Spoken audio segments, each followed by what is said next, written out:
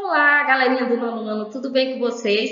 Eu sou a professora Samara, de língua portuguesa, juntamente com o professor Teodoro e o professor Antônio Valdemar. E nesta aula de hoje falaremos sobre figuras de linguagem, tá? O que são figuras de linguagem? São recursos de expressão, estratégias que utilizamos na nossa comunicação oral ou escrita para conseguir determinado efeito na interpretação do ouvinte leitor. Galera, as figuras de linguagem se referem a maneiras estilosas, a maneiras criativas, a diferentes maneiras que nós utilizamos na hora de falar algo ou de escrever algo, tá? São diversas maneiras que nós utilizamos com diversas intenções, certo? E as figuras de linguagem, elas dão expressividade ao nosso texto, tá? Seja ele oral ou escrito. E a gente utiliza as figuras de linguagem no nosso dia a dia, o tempo todo a gente utiliza, tá? Conotação versus denotação, sentido das palavras. Galera, para que a gente possa compreender melhor figuras de linguagem, é preciso que retomemos esses dois conceitos. Que está relacionado ao sentido, ao significado das palavras, que é a denotação e conotação.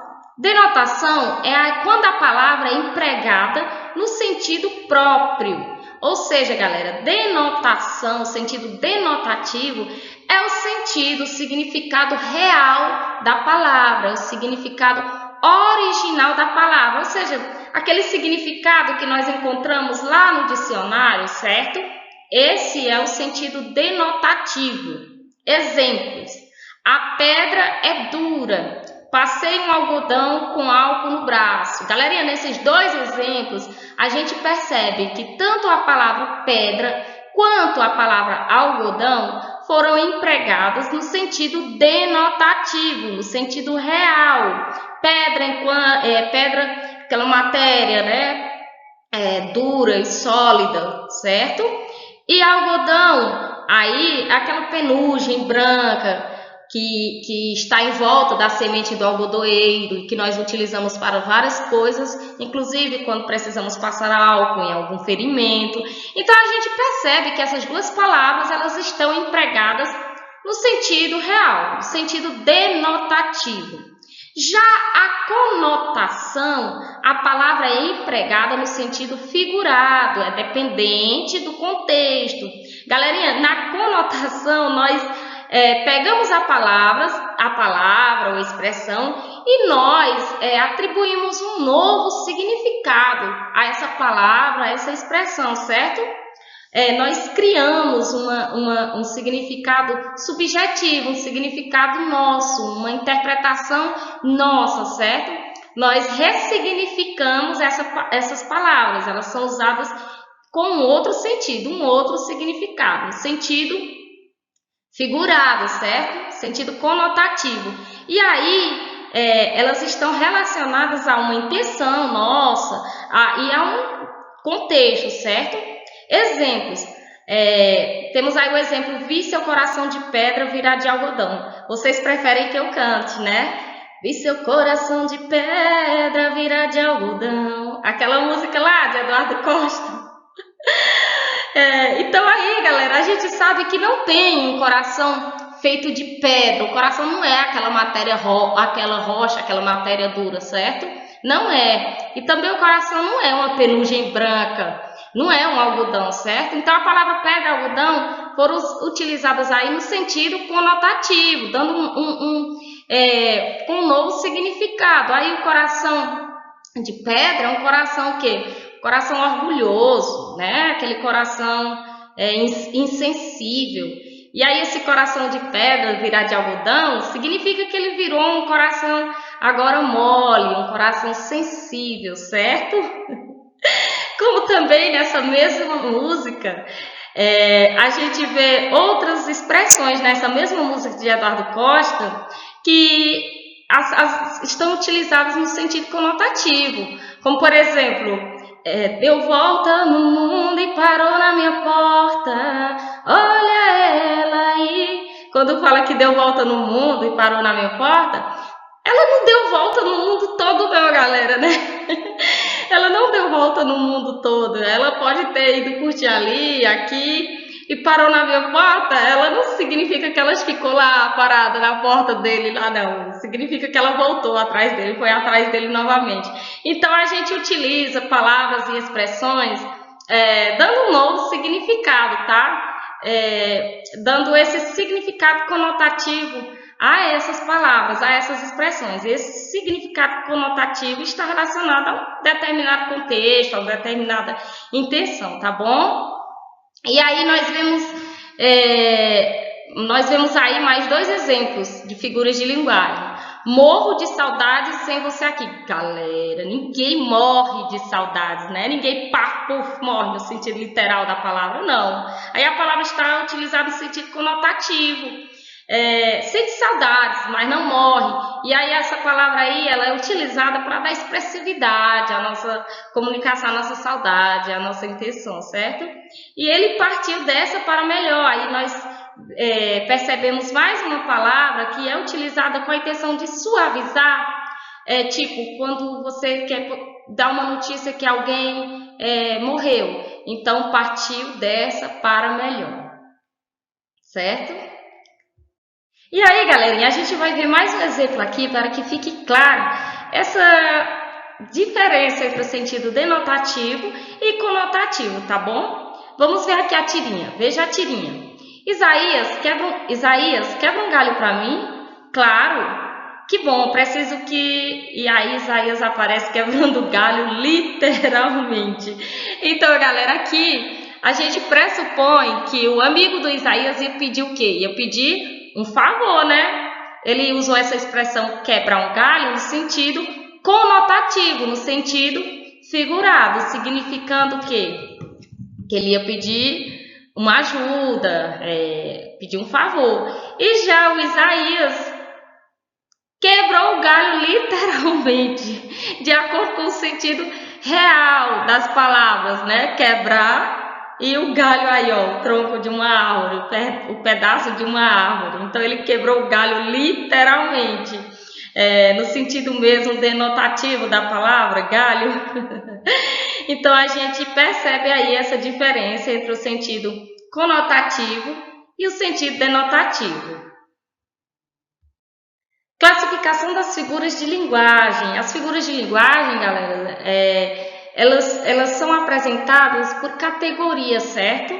Elas são divididas em categorias. Temos as figuras de construção ou sintaxe, que são as relacionadas à concordância, ordem e construção dos termos da oração. Como se manifestam essas figuras de construção e sintaxe? É quando nós mexemos na ordem daquilo que falamos ou do que escrevemos, certo? Invertemos a ordem. Quando nós omitimos, ou então quando nós repetimos os termos, tá? Dentro da frase, dentro da oração, dentro do texto oral ou escrito, tá bom? Essas figuras de construção ou sintaxe, elas estão relacionadas à estrutura do texto, tá? A estrutura do texto oral ou escrito. E figuras de pensamento ou semântica, relacionada ao sentido e significado das palavras. Ou seja, essas figuras de pensamento ou semântica está relacionada ao significado que criamos para as expressões, para as palavras. É aqui onde está muito presente a linguagem ou sentido conotativo, certo? Sentido conotativo, sentido figurado das palavras, tá bom? Então, as figuras de pensamento ou semântica está relacionada à construção desse significado das palavras, ao sentido, tá bom? Figuras de som, efeitos de sentido através da sonoridade. Já as figuras de som são aquelas que envolvem a parte sonora das palavras. Por exemplo, quando nós repetimos muito uma vogal ou repetimos muito uma consoante nas expressões, nas palavras, tá? Na construção do texto, quando a gente mexe com a parte sonora, tá bom? E aí, nós temos exemplos. Pode chorar, mas eu não vou... desculpem. Nas figuras de som também, elas envolvem a imitação dos sons das coisas, dos seres, tá bom? Essa categoria ela envolve essa imitação dos sons. Exemplos. Pode chorar, mas eu não volto para você. Pode chorar, você não vai me convencer. Pode chorar, você se lembra o quanto eu chorei por você. Vocês estão pedindo aí para eu cantar novamente, né? Pode chorar, mas eu não volto para você. Pode chorar, você não vai me convencer. Pode chorar, você se lembra o quanto eu chorei por você. Então aí, galerinha, nós percebemos uma figura de linguagem de sintaxe e construção. Aí a repetição de um termo, pode chorar. Isso intensifica a minha intenção, intensifica a minha comunicação, tá? Essa repetição desse termo aí. É uma figura de construção sintaxe, é a anáfora. Eu morri de rir, temos aí uma hipérbole. Aí é o exemplo de uma figura de pensamento ou semântica, está relacionada ao sentido da palavra. Ninguém morre de rir, né? Isso a gente ri muito, mas ninguém morre de rir. Conhecer as manhas e as manhãs, o sabor das massas e das maçãs. Nesse exemplo a gente já percebe um jogo nos sons das palavras manhas, manhãs, massas, maçãs. E é aí onde entra essas figuras de som, esse efeito de sentido através da sonoridade, certo? E aí, galerinha, como vocês podem perceber, aqui a gente tem inúmeras figuras de linguagem. E aí, como acabei de falar, elas são divididas nessas categorias que a gente viu há pouco. Figuras de sintaxe ou construção, de semântica, pensamento semântica, e figuras de som, harmonia, tá bom? E aí a gente vai tratar, o nosso capítulo ele vai tratar de duas figuras iniciais específicas, e são a anáfora e o paradoxo, tá bom?